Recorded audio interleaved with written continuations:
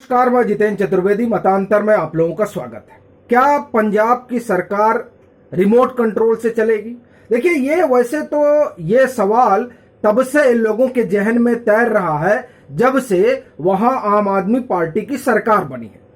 और आम आदमी पार्टी के जो मुखिया हैं वही सरकार चलाएंगे, या जो वहां मुख्यमंत्री हैं वो सरकार चलाएंगे, या वो सिर्फ रबर स्टाम्प मुख्यमंत्री होंगे और जो कुछ तय होगा वो दिल्ली से होगा। ये सवाल पहले दिन से ही उठने लगा है, लेकिन अब उसकी चर्चा इसलिए ज्यादा हो गई है चूंकि एक मीटिंग होती है दिल्ली में, और इस मीटिंग ने तमाम सियासी दलों की भवें चढ़ा दी। और फिर यह सवाल होने लगा कि जो अपने पीछे शहीद आजम भगत सिंह और बाबा साहब अंबेडकर की तस्वीर रखते हैं, क्या वो उसी भावना से आगे बढ़ रहे हैं? क्या वो जिन बाबा साहब की बात करते हैं उन बाबा साहब के लिखे हुए संविधान के अनुरूप काम करने की कवायद कर रहे हैं? ये बड़ा वाजिब सवाल है, क्योंकि जब आप बात करते हैं कि साहब हम तो बाबा साहब के अनुयायी हैं, तो क्या बाबा साहब के अनुयायी सिर्फ वोट के लिए हैं, या जो उन्होंने संविधान लिखा है उन संवैधानिक मर्यादाओं के पालन के लिए भी हैं? संविधान क्या कहता है? संविधान की जो हिंदुस्तान में कोई भी सरकार हो, चाहे वो भारत सरकार हो और चाहे किसी राज्य की सरकार हो, वो चलती हिंदुस्तान के संविधान से है। संविधान ये कहता है कि किसी भी राज्य के मुख्यमंत्री को यह अधिकार नहीं है कि किसी दूसरे राज्य के मुख्यमंत्री के अधिकारियों की मीटिंग बुलाए। यह उसको अधिकार नहीं है। तो सवाल यह उठता है कि किस अधिकार से दिल्ली के मुख्यमंत्री अरविंद केजरीवाल पंजाब के अधिकारियों की मीटिंग लेते हैं?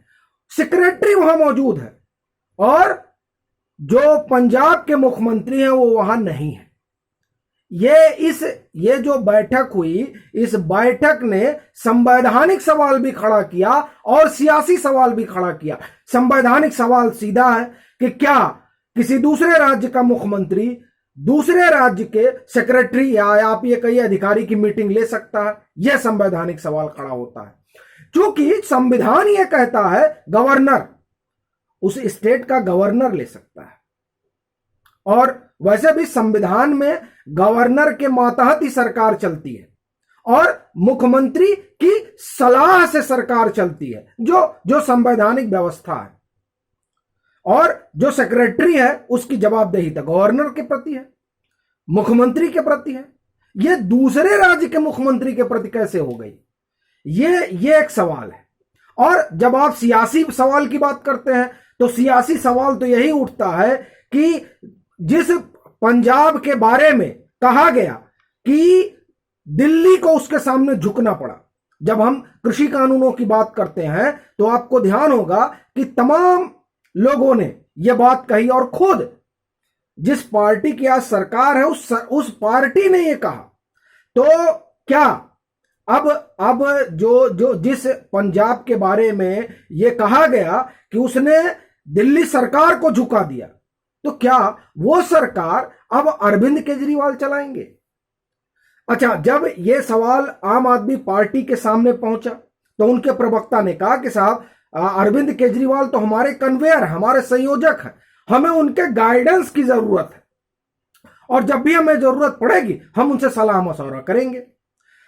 यहां से एक सवाल और पैदा होता है कि क्या किसी नागरिक को यह अधिकार है? तो यस, नागरिक को अधिकार है, क्योंकि सब जो है वो पब्लिक सर्वेंट है। पब्लिक मतलब जन सेवक है, फिर वो चाहे आईएएस हो और चाहे मुख्यमंत्री हो। तो जब आप जन सेवक हैं तो जनता आपसे कुछ भी पूछ सकती है। तो क्या उस अधिकार से अरविंद केजरीवाल ने पूछा? यह भी एक मसला है। फिर सवाल यह भी उठता है कि साहब अरविंद केजरीवाल ने क्या गलती कर दी?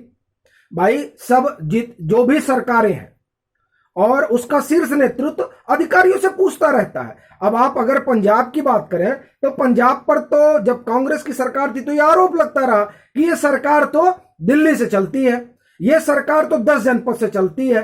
और वैसे भी ये जो सुपर सीएम वाली बात हो रही है, तो वैसे भी हिंदुस्तान ने तो सुपर पीएम देखा ही है। वही जब 2004 से 2014 10 साल चली यूपीए की सरकार, तो वो सरकार असल में 10 जनपद से चलती थी और पुलक चटर्जी जो पीएमओ में थे वो उस पूरी सरकार को चलाते थे। ये मैं नहीं कह रहा हूं साहब, ये सारी बातें एक्सीडेंटल प्राइम मिनिस्टर में संजय बारू ने लिखी हैं, नहीं तो हम लोग को क्या ही पता चलता कि क्या चल रहा है। वो तो सिर्फ कयासबाजी होती। जैसे जब आप पंजाब की बात करते हैं तो पंजाब में पिछले 1 सालों से माफ करिए पिछले 1 महीने से ये चर्चा आम है कि साहब जब से आम आदमी पार्टी की सरकार आई है तब से निर्णय कहीं और से हो रहे हैं। ये एकदम आम चर्चा थी। वहां बात करिए किसी से जो सियासी चीजों में दिलचस्पी रखते हैं। फिर आप देखिए अभी जैसे हमने कल ही चर्चा की थी कि किस तरह से कुंवर विजय प्रताप सिंह ने तमाम चीजें उठाई कि कैसे कैसे किसको जो है आपने अधिकारी बनाया, ये तमाम चीजें उठी। लेकिन हम अभी बात उसकी नहीं कर रहे, हम बात ये कर रहे हैं कि जो ये चर्चा चल रही थी कि साहब किसको कहां आना है, किसको कहां जाना है, ये कहीं और से तय होता है। कहां से तय होता है ये सवाल सबके मन में कौंध रहा था। लोग तरह तरह के नाम ले रहे थे, लेकिन जब अरविंद केजरीवाल बाकायदे मीटिंग बुलाते हैं तब ये सवाल जो खड़ा हो रहा था कि साहब निर्णय कहां से हो रहा है, तो ये लगा कि नहीं, अच्छा निर्णय यहां से हो रहा है। कहां से? दिल्ली से हो रहा है। तो क्या जो पंजाब का निर्णय होगा वो अरविंद केजरीवाल करेंगे या मैं ये कहूं दिल्ली के मुख्यमंत्री करेंगे, ये सवाल उठने लगा। और फिर देखिए चाहे अकाली हो और चाहे कांग्रेस हो और चाहे भाजपा हो, हमलावर हो गई। कांग्रेस के बारे में जैसा हमने पहले कहा कि आरोप लगता रहा कि वो दिल्ली से चलती है, लेकिन कैप्टन अमरिंदर सिंह ने यह दिखाया कि नहीं, हम अपने निर्णय खुद लेते हैं। और जो भी वहां लोग हैं, जो बड़े पत्रकार हैं वहां, जो वहां के बुद्धिजीवी हैं, वो ये कहते हैं कि कुछ भी रहा हो कांग्रेस के समय में या अकाली के समय में, लेकिन जो कुछ भी होता था, अगर अकाली का जो कुछ होता था जाहिर तौर पर उसमें दिल्ली का क्या हस्तक्षेप है, उनका तो जो पोल है वो सारा पोल मतलब पावर सेंटर वो तो पंजाब सेंट्रिक ही है। लेकिन जब कांग्रेस की बात होती है तो भले से कांग्रेस का एक पावर सेंटर जो है दिल्ली में हो, लेकिन जो यहां मुख्यमंत्री होता था वो मुख्यमंत्री के तरीके से काम करता था। चरणजीत सिंह चन्नी के समय में थोड़ा उस तरीके से दिखा, लेकिन बाद में चरणजीत सिंह चन्नी असर्ट करने लगे कि हां हम मुख्यमंत्री हैं, और वो फिर उस हिसाब से निर्णय लेने लगे। और देखिए उसी की वजह से नवजोत सिद्धू नाराज भी होने लगे, क्योंकि जब माना जा रहा था कि नहीं चरणजीत सिंह चन्नी को रिमोट कंट्रोल की तरह चलाया जाएगा, तो चरणजीत सिंह चन्नी ने ऐसा होने से इनकार कर दिया और वो एक मुख्यमंत्री की तरह व्यवहार करने लगे। फिर आप देखिए किस तरह से नवजोत सिद्धू जो है बिदक गए, नाराज हो गए। तो यहां जो भले से कांग्रेस में भी आरोप लगता रहे, लेकिन मुख्यमंत्री अपने तरीके से काम करते रहे। पर जिस तरीके से बैठक होती है दिल्ली में और अरविंद केजरीवाल बैठक लेते हैं और उन पर यह आरोप लगता है कि बताइए वो आईएएस को सम्मान कर रहे हैं, जबकि वहां पंजाब के मुख्यमंत्री मौजूद नहीं है। तब यह सवाल उठता है कि क्या वाकई में अब सब कुछ रिमोट कंट्रोल से चलेगा। लेकिन आम आदमी पार्टी आप कह रहे कि नहीं हमारे कन्वेयर हम उनके गाइडेंस से चलेंगे, पर जो अधिकारी हैं, जो पत्रकार हैं, अभी देखिए एक अधिकारी हैं रिटायर्ड हैं, वो कहते हैं वारंट ऑफ प्रेसिडेंस जो है उसके अनुसार से अगर दिल्ली के मुख्यमंत्री पंजाब में आकर, चंडीगढ़ में आकर मीटिंग करते तो दरअसल वो प्रोटोकॉल में ही नहीं आते। तो वो वहां जो सेक्रेटरी है पंजाब का, वो तो कहीं उस प्रोटोकॉल में तो 25वें नंबर पे दिल्ली के मुख्यमंत्री आएंगे। तो इस तरह के प्रोटोकॉल की भी कई चीजें हैं। लेकिन सवाल यह है कि अगर ऐसा ही रहा कि सरकार रिमोट कंट्रोल से चली तो कब तक चलेगी, और क्या पंजाब इसे सहन करेगा, ये तमाम सवाल हैं।